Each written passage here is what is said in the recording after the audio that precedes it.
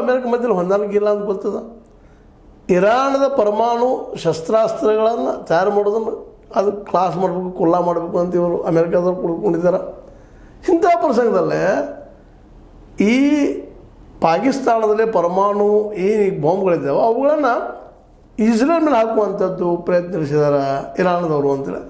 ಇದು ಅಂತೇಳಿ ನಿಜ ಆದರೆ ನಿಧಾನಕ್ಕಿದು ನಿಶ್ಚಿತವಾಗಿಯೂ ಮೂರನೇ ವಿಶ್ವಯುದ್ಧದ ಕಡೆ ಹೋಗೋದ್ರಲ್ಲಿ ಎರಡು ಮಾತಾ ಇಲ್ಲ.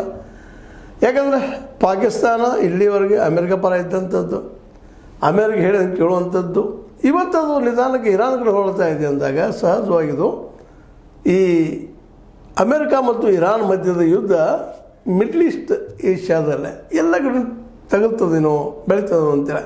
ಯಾಕೆ ಇನ್ನೊಂದು ಕಡೆ ರಷ್ಯಾ ಅದ, ಚೈನಾನು ಎದುರು ನೋಡ್ತಾ ಇದೆ ಏನು ನಡೆದದಪ್ಪ ಇಲ್ಲ ಅಂತೇಳಿ.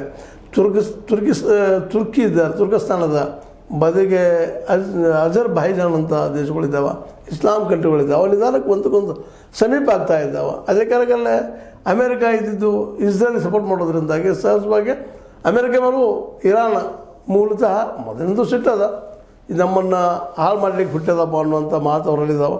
ಕಮೇನಿ ಅಂತ ಅಮೇರಿಕನ್ ಟಾರ್ಗೆಟ್ ಮಾಡಿದ್ದಾರೆ. ಇದ್ರ ಹಿಂದಿರ ಅವರು ಅಮೇರಿಕನ್ನ ಹೊಡೆಯುವಂಥದ್ದು ಅಂತ. ಇವತ್ತು ಬ್ಯಾಲಿಸ್ಟಿಕ್ ಮಿಸೈಲ್ಸ್ಗಳು 200 ಕಿಲೋಮೀಟ್ರ್ ಅಥವಾ 2,000 ಕಿಲೋಮೀಟ್ರ್, 200ರಿಂದ 2,000 ಕಿಲೋಮೀಟ್ರ್ವರೆಗೆ ಹೋಗಿ ಹೊಡೆಯುವಂಥ ಒಂದು ಶಕ್ತಿನ ಪಡೆದವು ಅಂತ ರಿಪೋರ್ಟ್ಸ್ಗಳಿದ್ದಾವೆ. ಅಂದ್ರೆ ಜಗದ ಯಾವುದೇ ಮೂಲೆಯಲ್ಲಿದ್ದರೂ ಹೋಗಿ ಹೊಡಿಬಲ್ಲಪ್ಪ ನಾವು ಅನ್ನುವ